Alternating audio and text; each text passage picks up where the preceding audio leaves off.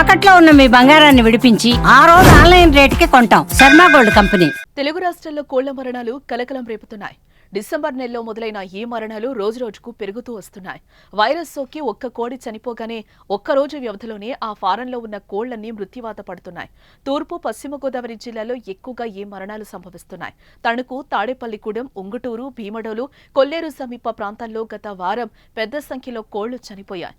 వీటి మరణాలకు కారణమేంటి అని తెలుసుకునేందుకు చనిపోయిన కోళ్ల నుంచి సేకరించిన నమూనాలను పరీక్షల కోసం ఇప్పటికే భోపాల్ పంపించారు. తాజాగా అక్కడి నుంచి నివేదిక వచ్చింది. బర్డ్ ఫ్లూ కారణంగానే కోళ్లు చనిపోతున్నట్టు తేలింది. అలాగే తణుకు మండలం వేల్పూరు, పెరవలి మండలం కానూరు గ్రామాల్లో చనిపోయిన కోళ్లకు H5N1 పాజిటివ్ గా పరీక్షలో నిర్ధారణ అయింది.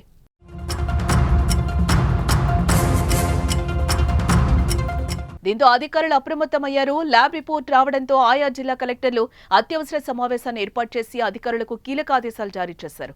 ప్రజలు, రైతులకు కీలక సూచనలు అందించారు. కానూరు అగ్రహారం పరిధిలోని కిలోమీటర్ మేర రెడ్ జోన్ గా ప్రకటించారు. అక్కడ 3 ఫారాలు ఉండడంతో ఆ కోళ్లను, గుడ్లను పూడ్చేందుకు ప్రత్యేక బృందాలను నియమించారు. బర్డ్ ఫ్లూ తేలిన చోట చికెన్ దుకాణాలు మూసివేయాలని ఆదేశించారు అధికారులు. చుట్టూ 10 కిలోమీటర్ల పరిధిలోనూ నిఘా పెట్టి పర్యవేక్షిస్తున్నారు.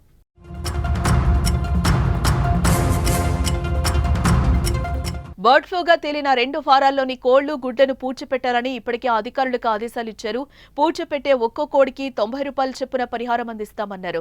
ఈ బర్డ్ ఫ్లూ ప్రభావిత ప్రాంతాల్లో ప్రజలు కొద్ది రోజులు చికెన్ తినడం తగ్గిస్తే మంచిదని సూచించారు. కోడి మాంసాన్ని, గుడ్లను బాగా ఉడికించి తినాలన్నారు. కోడి మాంసం, గుడ్లను మనం 100 degrees ఉష్ణోగ్రతలో ఉడికిస్తాం. అప్పుడు ఎలాంటి వైరస్ ప్రభావం ఉండదని చెప్పారు. సరిగ్గా ఉడికించకుండా నిర్లక్ష్యం చేసి తింటే ప్రమాదం కొని తెచ్చుకున్నట్లే అని హెచ్చరించారు. రాష్ట్రంలో మిగిలిన ప్రాంతాల్లో చికెన్, గుడ్లు తినవచ్చని, ఇలాంటి ఇబ్బంది లేదని సూచించారు.